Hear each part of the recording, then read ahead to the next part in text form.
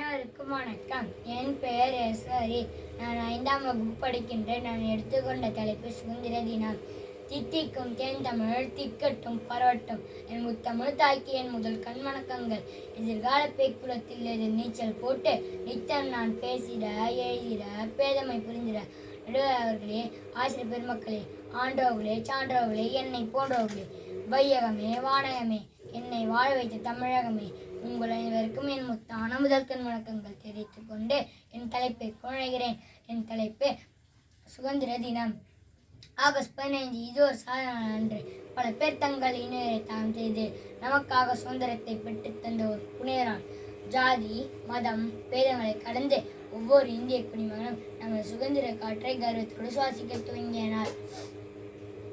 தேசிய கொடியை கம்பத்தில் உயர பரப்பிவிடுவதோடு நம் கடமை முடிவதில்லை.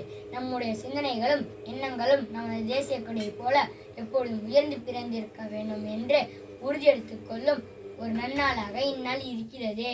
கத்தியின்றி ரத்தமின்றி யுத்தமுன்று வருகிறது என்று சொன்னார் கவிஞர் ராமலிங்க பிள்ளை. இந்த வரிகளை கேட்டதும் நம்மை சிலுக்கலாம்.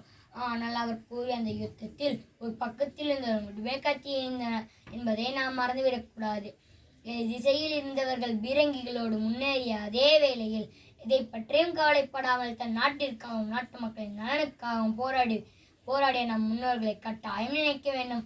அதே சமயம் அவர்கள் போராடி பெற்று தந்த சுதந்திரத்தை நாம் சரியாக பயன்படுத்துகிறோமா என்பதையும் சிந்திக்க வேண்டும். உப்பு உண்டால் தானே சுரணை இருக்கும் என்று கருதியோ என்னவோ உப்பிற்கு அதிகப்படியான வரியை விதித்தனர் ஆங்கிலேயர். இந்த வரியை விளக்குவதற்காக போராடியவர்கள் கிட்டத்தட்ட 80,000 பேர் சிறைவாசம் சென்றனர். அப்படி அவர்கள் துன்பப்பட்டதெல்லாம் யாருக்காக? அவர்களுக்காகவா? இல்லை, நமக்காகவும் நமக்கு பிறகு வரும் தலைமுறைக்காகவும் தான். மகாத்மா காந்தியும் சுதந்திர போராட்டமும்.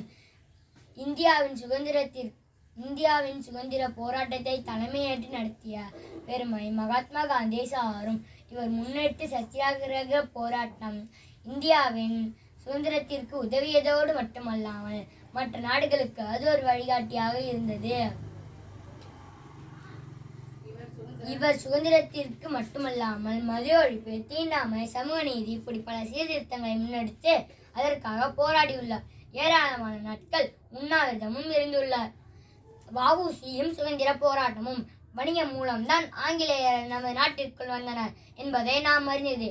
பிறகு அவர்கள் தங்கள் வணிகத்தை விஸ்தரித்ததோடு நம்மை அடிமைப்படுத்த துவங்கினர். 1906ஆம் ஆண்டு சுதேசி நாவாய் சங்கம் என்ற கப்பல் நிறுவனத்தை முறைப்படி பதிவு செய்த அவர் பல பேர் உதவியோடு கப்பலை வாங்கி அதை இந்தியா இலங்கை இடையே பயணிக்க செய்தார். இந்திய மக்கள் அனைவரும் ஆங்கிலேயரின் கப்பலை புறக்கணித்து வ.உ.சி.யின் கப்பலில் பயணிக்க துவங்கினர். நேதாஜி சுபாஷ் சந்திர போஸ் தன்னுடைய நாட்டை அடிமைப்படுத்தி வைத்திருக்கும் ஆங்கிலேயரிடம் வேலை செய்யக்கூடாது என கருதி தன்னுடைய பதவியை ராஜினாமா செய்துவிட்டு இந்தியா திரும்பிய சுபாஷ் சந்திர போஸ் அவர்கள் இந்திய தேசிய காங்கிரஸ் கட்சியில் இணைந்தார். சி.ஆர். தாஸை அரசியல் குருவாக கொண்டு போராட்டத்தில் ஈடுபடவும் தொடங்கினார். ஆகஸ்ட் 18, 1945ஆம் ஆண்டு நேதாஜி பயணம் செய்த விமானம் பர்மோசா தீவிற்கு அருகே விபத்திற்குள்ளாகி அவர் இறந்து விட்டார் என ஜப்பானிய வானொலி அறிவித்தது. இந்த செய்தி இந்திய மக்களை நிலைகுலைய செய்தது. இந்திய மக்கள் அனைவரும் நேதாஜி இறந்து விட்டார் என பலரும் நம்பவில்லை. இறுதியில் அவர் மரணம் மர்மமாகவே புதைந்துவிட்டது. இந்திய நாட்டின் சுதந்திரத்திற்காக பாடுபட்ட மற்றும் உயிர் தியாகம் செய்த எண்ணற்ற பல வீரர்களின் தியாகங்களை இந்நாளில் நினைவு கூர்ந்து வீர வணக்கம் செலுத்துவோம். வந்தே மாதரம், வந்தே மாதரம், ஜெய் ஹிந்த்.